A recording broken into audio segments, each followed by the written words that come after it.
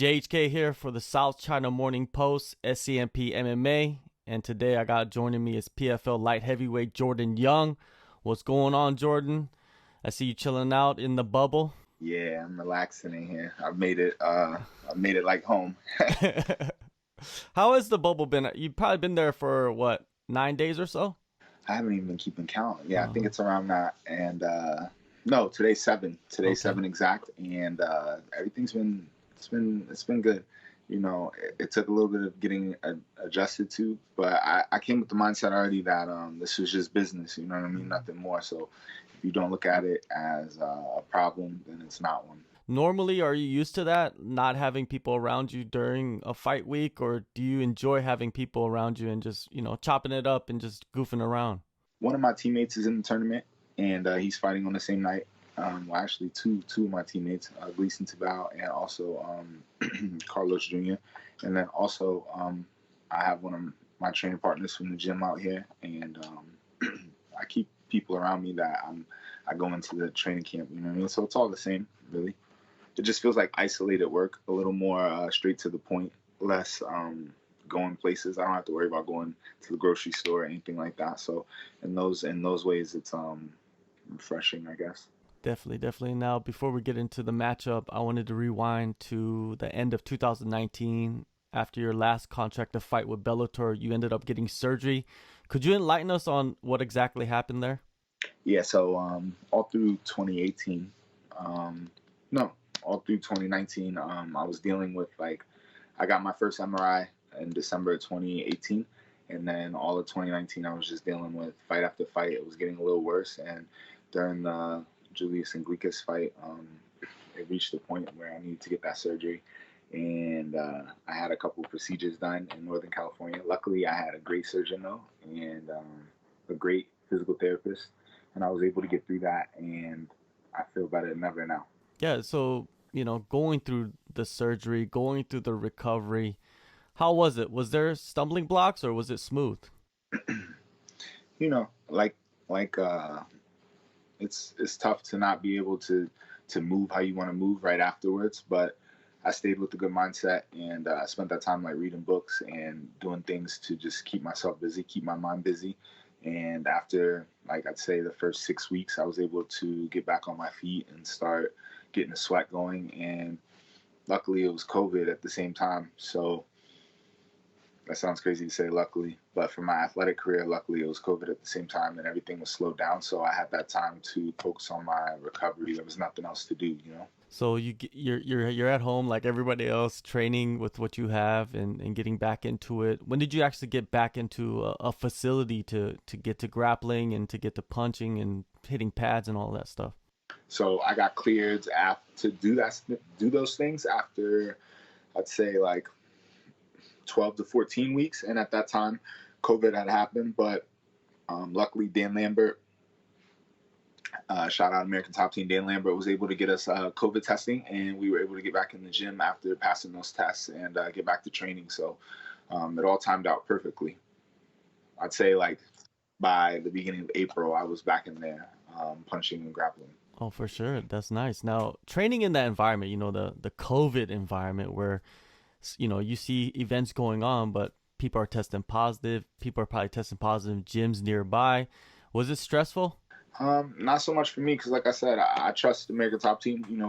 We clean and we sanitize everything. We have a full staff for that, and then also, we were passing tests to go into the gym, and of course, we did have some fighters from our gym that tested positive, like every other gym, but it didn't affect me or any of my immediate training partners. So that, and for me, I lucked out in that aspect. Now, coming off your first professional loss, did the time away from competition allow you to put that in the rearview mirror and refocus better? Yeah, that time off, I definitely was able to focus on myself and focus on fixing some things that need fixed, and it all timed out perfectly um, for my athletic career. I was able to take that time and really correct some things that I think are going to benefit me come April 29th. What did you correct? Could you reveal anything? I just say some things in my personal life, and then Mhm. also in my fighting game. You know what I mean? It's always good to become a student. You know what I mean? I when you're focused on like training camps and things like that, you're not necessarily working on getting better. You're working on becoming a better fighter. And I was able to take a step back from that and focus on, you know, things deeper than that. Now, Rama, he was your original opponent. What happened to him? I'm not sure. That's a good question. You have to ask the PFL that. I didn't even look into it. They called me. They said, you're fighting Vinny. I called back. I said, let's do it. And, here we are. That happened, I'd say, like a week before we came out to, the bubble. So there wasn't any option in it for me. And I didn't really care to find out what happened to him. You know what I mean? He's been quiet. I looked at his Instagram. He hasn't posted anything or anything like that. So I don't know what happened there. With the switch of opponent throughout a training camp, are you doing it particularly for an opponent, or has the PFL tournament system or the season changed that approach? Of course, like what other fighters are in the tournament, but at the same time, just being at ATT, you have a host of different training partners around, so you're always getting different looks. So I feel like I'm able to adjust and switch to different styles. And also, we sit down and we have coaches meetings, and you talk with your coaches, you watch film, and you break down the game plan and what you guys think are the cons and the pros, and you just approach the situation from that aspect, and it's worked well with my time with ATT. This has happened, and pullouts have happened in my last 3 fights, I believe. Within the last 3 weeks. So Vinny Magalhaes, man, he slides in, and I think it's a good opponent for you, man. He's very experienced, much older. What type of fighter do you see? What kind of fighter do I see? I think that he is he's a good jiu-jitsu fighter. I don't think that he's a great MMA fighter. I think that he's been in the game a long time, and I don't think that he has put in the amount of work required to change his game to become better at the facets he needs to become a complete mixed martial artist. American Top Team, you have your main coach, Conan. Who are the other coaches? Thiago Alves, Mike Brown, Steve Mako, Coach Mako Home, Coach Cattell. There's a whole host, Coach Gabriel. I work with Dr. Paulie Gloves. He's a boxing coach. He's been with Mega Top Team before, but now, he just works with me for the most part. He'll be able to fight. A lot of different coaches. The training partners, have you just been working a lot with Antonio Carlos because he's in the tournament with you, or who else have you been working with? I've trained with him for the last 4 years, so it's not anything like we haven't necessarily been training together like that. We drilled a little bit earlier today, but like throughout the camp, it's not like we were main training partners or anything. But I've trained with them a lot over the years. I trained with Christoph a lot because he's southpaw. I was getting ready for Rama, who's a southpaw. He's getting ready for Sean Strickland, who is an orthodox fighter.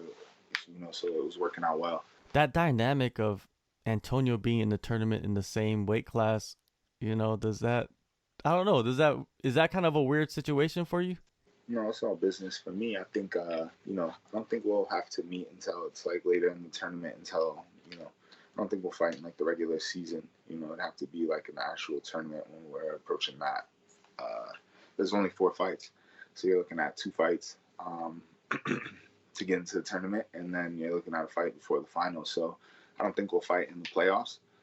And if it comes to the actual tournament, that's the final 2 fights. That's big money fights. It is what it is. Now, Vinny, he's known for his ground skills, you mentioned earlier, and you as well. All your finishes are submissions. So, could we expect a knockout from you in this fight? I think you can expect me to use all my skills. I'm a complete mixed martial artist, and I can do anything in the cage. That's the thing with me. I put in time to well round out my game and work on a lot of different areas, and I think I'll be able to keep the fight where I want to keep it and showcase a lot of different skills. It'll be an entertaining fight, most definitely. What separates you from the other 205ers in the division? What is your intangible, do you believe? Well, obviously I'm the youngest, but also I believe I'm faster than a lot of these guys. I think that I'm fresher than a lot of these guys in the sense that I just have a motivation, and I put in a lot of time for this. I'm sure a lot of people have, but I'm young. I could have did a lot of different things, and I'm here though, and I'm very focused on getting to the finals. And I have a full-rounded skill set. You know, some guys are specialists and they're good in one area. Some guys want to only fight in this area. I could fight in any area of the game, and I'm with the best team in the world. So when you add that up, it's a deadly combination. Having so many fights in such a short period of time, how much will momentum play in the upcoming months? You know, I think that mental would have been a bigger thing 2 years ago when there was 5 fights. You had to fight 2 times in one night. That's a stressful situation, I think, more so than what we're dealing with now. I think that it's important to just have longevity and not get into car wrecks in these fights. You have to fight smart, but of course you have to still get the finish. And I think that mentally, you just have to stay focused. You know what I mean? One fight at a time. And when it gets to the actual tournament, when you're out of the playoffs, it's just you have to stay focused on the goal. You're so close to the finals. This year, they won't have you fighting 2 times in one night. Was that something that you were looking forward to? Your tournament style is cool. You know what I mean? That always solidifies you as somebody who's game. You know what I mean? You can show up twice in one night. You're definitely about it. I was looking forward to proving that, but at the same time, it's a shorter path, and that also is like it's right there. It's within reach. You know what I mean? It's so close. So like I said, with $1 million, right? And you know that that's there at the end of the rainbow. It's like guaranteed. Does that, I don't know, mentally, heading into the season, what does that change in you? I work hard anyways. You know what I mean? Every fight is kill or be killed. But in this type of tournament, you have to, like I said, fight smart, and you have to know what you're in for, and that's 4 fights. You're also in for a 17-day quarantine for possibly all of these fights, and I'm built for that. Quarantine's been well. I'm already halfway through it, and it's not a problem. So it just is what it is. All right, April 29th, PFL season starts for you. Thank you, Jordan, for the time, man, and good luck and all the best in the tournament. I appreciate you for your time. Thank you. Take a move in the ring. You can hit me with the words you fling.